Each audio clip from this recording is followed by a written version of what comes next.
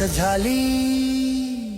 शिव छत्रपतींच्या तलवारीचा वारसा आणि महाराष्ट्राच्या भूमीचा अभिमान, या दोन्हीच्या धगधगत्या परंपरेतून एक नेता उभा राहिला, ज्याने भविष्याला नवा आकार दिला. अहिल्या देवींच्या परंपरेसारखा शांत प्रकाश विश्व